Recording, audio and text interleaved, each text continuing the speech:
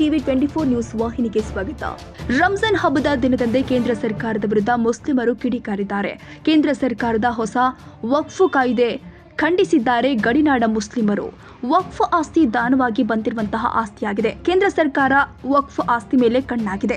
ಅಥಣಿಯಲ್ಲಿ ಮಾಜಿ ಶಾಸಕ ಡೊಂಗರಗಾಂವ್ ಹೇಳಿಕೆ ಕೊಟ್ಟಿದ್ದಾರೆ. ವಕ್ಫ್ ಆಸ್ತಿಯನ್ನ ಕೇಂದ್ರ ಸರ್ಕಾರ ತನ್ನ ಸುಪರ್ದಿಗೆ ತೆಗೆದುಕೊಳ್ಳುವ ನಿರ್ಧಾರ ಮಾಡಿದೆ. ಇದರಿಂದಾಗಿ ಮುಸ್ಲಿಂ ಸಮುದಾಯ ಆತಂಕದಲ್ಲಿ ಇದೆ. ಮುಸ್ಲಿಂ ಅಲ್ಪಸಂಖ್ಯಾತರ ಏಳಿಗೆಗಾಗಿ ವಕ್ಫ್ ಸ್ಥಾಪನೆಯಾಗಿದೆ.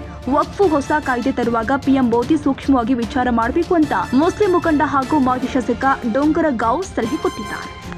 ಈಗ ಕೇಂದ್ರ ಸರ್ಕಾರದಿಂದ ವಕ್ಫ್ ವಿಷಯಕ್ಕೆ ಸಂಬಂಧಿಸಿದಂತೆ ಹೊಸ ಕಾಯ್ದೆ ರಚನೆ ಮಾಡುವಂತ ನಿಟ್ಟಿನಲ್ಲಿ ಈಗಾಗಲೇ ಕೇಂದ್ರ ಸರ್ಕಾರ ಸಮೀಕ್ಷೆಯನ್ನು ನಡೆಸಿದೆ. ಬಹಳಷ್ಟು ಅಭಿಪ್ರಾಯಗಳನ್ನ ಕಲೆಕ್ಟ್ ಮಾಡಿಕೊಂಡು ಒಂದು ಬಿಲ್ ಮುಂದಿನ ಅಧಿವೇಶನದಲ್ಲಿ ತರುವಂತದ್ದು ಒಂದು ಸಿದ್ಧತೆಯಲ್ಲಿ ಇದೆ.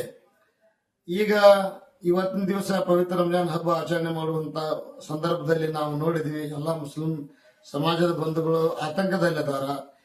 ಏನಪ್ಪಾ ಅಂತಂದ್ರ ವಕ್ಫ್ ಅನ್ನುವಂಥದ್ದು ಇದು ಸರ್ಕಾರದಿಂದ ನಿರ್ಮಿತ ಸ್ಥಾಪಿಸಲ್ಪಟ್ಟ ಒಂದು ಆಸ್ತಿ ಅಲ್ಲ, ಅಥವಾ ಇದು ಬೇರೆ ಬೇರೆ ದಾನಗಳಿಂದ ಕಾಣಿಕೆಗಳಿಂದ ಬಂದಿರುವಂತದ್ದು.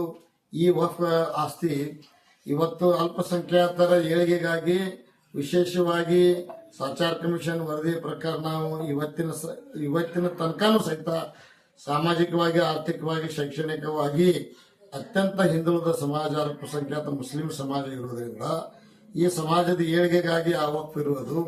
ಇದರಲ್ಲಿ ಕೆಲವೊಂದು ದುರುಪಯೋಗಗಳ ಆಗಿದಾವ. ಸ್ಥಳೀಯ ಸಂಸ್ಥೆಗಳು ಅದನ್ನು ನಿರ್ವಹಣೆ ಮಾಡುವಾಗ ದುರುಪಯೋಗ ಮಾಡಿದವ, ಅನೇಕ ಕಡೆ ಅದರದ್ದು ಪಾಳಾಗಿದೆ ಅನ್ನುವಂಥದ್ದು ವಿಷಯಗಳನ್ನ ನೋಡಿಕೊಂಡು ಇದರಲ್ಲಿ ಸುಧಾರಣೆ ತರಬೇಕನ್ನುವಂತ ನಿಟ್ಟಿನಲ್ಲಿ ಏನಾದರೂ ಇದು ಕಾಯ್ದೆ ತಪ್ಪಿದ್ರೆ ಈ ವಿಷಯ ಸ್ವಾಗತಾರ್ಹ. ಆದರೆ ವಕ್ಫ್ ಆಸ್ತಿ ಇದ್ದದ್ದು ವಿಷಯ ಮುಸ್ಲಿಂ ಅಲ್ಪಸಂಖ್ಯಾತರ ಏಳಿಗೆಗಾಗಿ ಕಾಯ್ದಿರಿಸುವಂತದ್ದು ಏನು ಒಂದು ಬೇರೆ ಬೇರೆ ಒಂದು ದಾನದ ರೂಪದಲ್ಲಿ ಅಥವಾ ಒಂದು ಬಂದಿರುವಂತದ್ದನ್ನ ಸರ್ಕಾರ ತನ್ನ ವಶಕ್ಕೆ ತಗೊಂಡು ಅದನ್ನ ಈ ಮುಸ್ಲಿಂ ಸಮಾಜದ ಒಂದು ಹಕ್ಕನ್ನ, ಮುಸ್ಲಿಂ ಸಮಾಜದ ಒಂದು ಅವ್ರದ್ದು ಆಸ್ತಿ ಅದ, ಅದನ್ನು ಕಸಿದುಕೊಳ್ಳುವಂತದ್ದು ಆಗಬಾರ್ದು ಅಂತೇಳಿ ನಾನು ಈ ಸಂದರ್ಭದಲ್ಲಿ ಕೇಂದ್ರ ಸರ್ಕಾರಕ್ಕೆ, ವಿಶೇಷವಾಗಿ ಮೋದಿಜಿಯವರಿಗೆ ನಾನು ವಿನಂತಿ ಮಾಡ್ಕೊಳ್ತೇನೆ. ನಾನು ಕಳೆದ 2024 ಚುನಾವಣೆಯಲ್ಲಿ ಸನ್ಮಾನ್ಯ ಮೋದಿಜಿಯವರ ಶ್ರೇಷ್ಠ ಅವರ ನಾಯಕತ್ವ ಮತ್ತು ಅವರ ಆಡಳಿತದ ಬಗ್ಗೆ ಎಲ್ಲ ಕಡೆ ನಾನು ಬಹಳ ಪ್ರಚಾರ ಮಾಡಿದ್ದೆ. ಈ ಹಿನ್ನೆಲೆಯಲ್ಲಿ ನಾನು ಮೋದಿಜಿ ಅವರನ್ನ ಇವತ್ತು ವಿನಂತಿ ಮಾಡ್ಕೊತೀನಿ.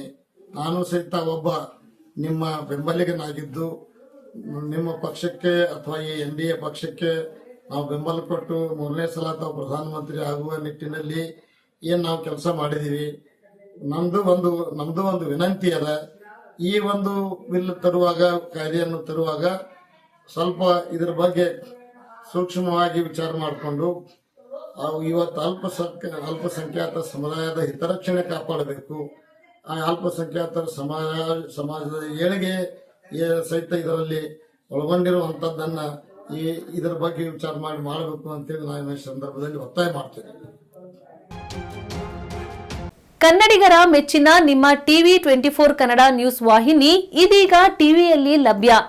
ಕರ್ನಾಟಕ ಮತ್ತು ದೇಶ ವಿದೇಶದ 360 ಡಿಗ್ರಿ ಸುದ್ದಿ ಹಾಗೂ ಉತ್ತರ ಕರ್ನಾಟಕ, ಬೆಳಗಾವಿ, ಬಾಗಲಕೋಟೆ, ಧಾರವಾಡ, ಹಾವೇರಿ, ಗದಗ, ಬಿಜಾಪುರ ಜಿಲ್ಲೆಯ ಕ್ಷಣ ಕ್ಷಣದ ವಿವರವನ್ನ ಪಡೆಯುವುದಕ್ಕೆ ಟಿವಿ 24 ಕನ್ನಡ ನ್ಯೂಸ್ ವಾಹಿನಿಯನ್ನ ಲೈಕ್ ಮಾಡಿ, ವಿಡಿಯೋಗಳನ್ನ ಶೇರ್ ಮಾಡಿ, ಕಮೆಂಟ್ ಮಾಡುವ ಮೂಲಕ ನಮ್ಮ ವಾಹಿನಿಗೆ ಸಹಕಾರ ನೀಡಿ ಮತ್ತು ಚಾನೆಲ್ ಅನ್ನ ಸಬ್ಸ್ಕ್ರೈಬ್ ಮಾಡಿ. Thank you.